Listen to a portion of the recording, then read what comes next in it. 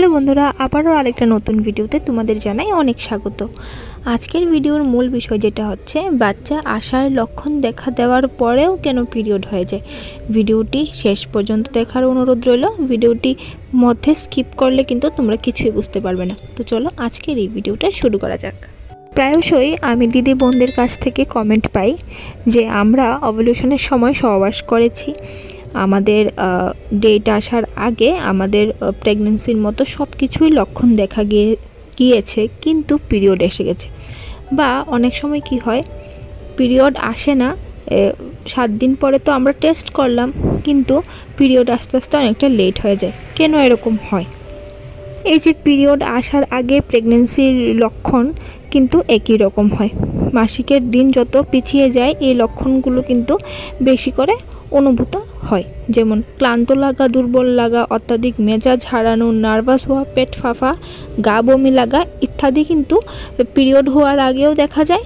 Pregnancy সিমটমসেরও কিন্তু এগুলো লক্ষণ। তো পিরিয়ড হওয়ার আগে যেই আমরা সিমটমসটা নিয়ে আলোচনা করি বা সিমটমসটা হয়ে থাকে সেটা হলো প্রিমেনস্ট্রুয়াল সিনড্রোম, যেটা দেখলে অনেক সময় 2-3 দিনের মধ্যেই পিরিয়ড চলে আসে। আর যদি তোমাদের এই সিমটমসগুলো চলতেই থাকে কিন্তু পিরিয়ডটা মিস হয়ে গেছে, তো তাহলে তোমরা মাসিক মিস হওয়ার 7 থেকে 10 দিন পরে যখন তোমরা টেস্ট করে দেখো তখন হয়তোবা রেজাল্ট পজিটিভ শো করতে পারে। অনেক ক্ষেত্রে দেখা যায় যে বাড়িতে টেস্ট করে রিপোর্ট পজিটিভ আসার কিছুদিন পরে আবার পিরিয়ড হয় অনেক মহিলাদের। তবে এক্ষেত্রে দুশ্চিন্তা করার কিন্তু কোনো কারণ নেই।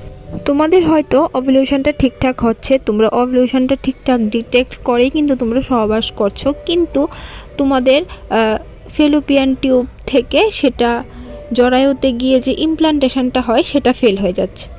30% মহিলাদের ক্ষেত্রেই ফেলোপিয়ান টিউব থেকে জরায়ুতে গিয়ে কয়েকদিনের মধ্যে নিষেক্ত ডিম্বাণু ধ্বংস হয়ে যায়।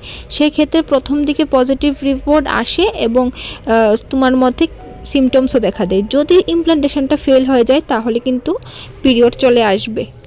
যদি একটি নিষিক্ত ডিম্বাণু জরায়ুতে ইমপ্ল্যান্ট না করে তবে এটি ডিম্বাশয় থেকে একটি ডিম্বাণু নিঃসরণ, জরায়ুর আস্তরণের ঘন হওয়া এবং আস্তরণ ক্ষেত্রকেও অন্তর্ভুক্ত করে। ধরো কোনো মহিলার গড় মাসিক চক্র হলো 28 দিন, তবে এটি 21 দিন থেকে 35 দিনের মধ্যে পরিবর্তিত হতেই পারে। মাসিক চক্রটি 3টি পর্যায়ে কিন্তু বিভক্ত থাকে। একটা হলো ফলিকুলার ফেজ, আরেকটা হলো ডিম্বস্ফুটন ফেজ, আরেকটা হলো লুটেল ফেজ। ফলিকুলার ফেজ তোমার পিরিয়ডের প্রথম দিন শুরু হয় এবং ডিম্বস্ফুটন পর্যন্ত স্থায়ী থাকে। ডিম্বস্ফুটন পর্ব হলো যখন ডিম্বাশয় একটি ডিম্বাণু বের করে। লুটেল ফেজ হলো ডিম্বস্ফুটন এবং তোমার পরবর্তী পিরিয়ড শুরু হওয়ার মধ্যবর্তী সময়। বেশিরভাগ মহিলাদের ক্ষেত্রে পিরিয়ডের লক্ষণগুলো প্রতি 28 দিনে দেখা দেয়। লক্ষণগুলো সাধারণত 3 থেকে 7 দিন পর্যন্ত স্থায়ী হয়, হালকা থেকে গুরুতর পর্যন্ত হতে পারে। পিরিয়ডের সাথে যুক্ত সবচেয়ে সাধারণ লক্ষণগুলোর মধ্যে রয়েছে ক্র্যাম্পিং, মেজাজের পরিবর্তন, ক্লান্তি, ফোলাভাব ইত্যাদি। পিরিয়ড ক্র্যাম্পগুলো কিন্তু প্রায় মাসিকের সাধারণ লক্ষণগুলোর সাথে যুক্ত, যেমন স্তনের কোমলতা, মেজাজের পরিবর্তন। এর বিপরীতে গর্ভাবস্থার প্রথম দিকের কিন্তু ক্র্যাম্পের সাথে স্তন বড় হয়ে যাওয়া, গন্ধের প্রতি উচ্চ সংবেদনশীলতা এবং প্রস্রাবের ফ্রিকোয়েন্সির বৃদ্ধির মতো উপসর্গ দেখা দিতে পারে। তুমি যদি তোমার অপ্রত্যাশিত পিরিয়ডের সময় উপসর্গগুলি অনুভব করো এবং সম্ভবত তোমার পিরিয়ডের লক্ষণগুলো যা লক্ষণ হয়েছে তার মধ্যে পিরিয়ড চলে এসছে, তাহলে তো ভালো কথা।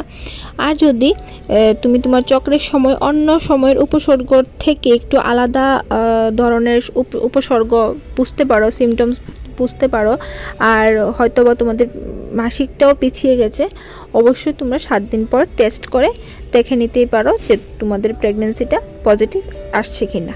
হ্যালো বন্ধুরা, আজকের মতো আমি এখানেই আমার ভিডিওটা শেষ করছি। কেমন লাগলো অবশ্যই নিচে কমেন্ট করে জানিও। ভিডিওটি ভালো লাগলে লাইক করে দিও।